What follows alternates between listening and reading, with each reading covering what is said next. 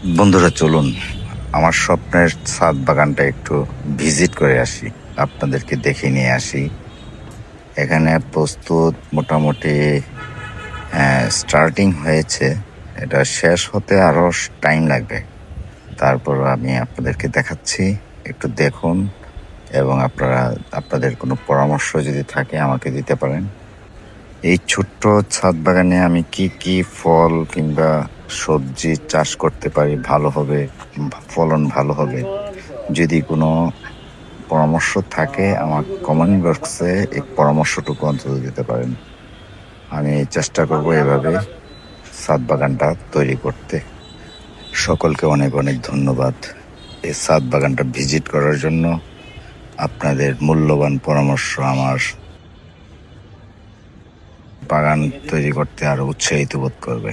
ধন্যবাদ সকলকে।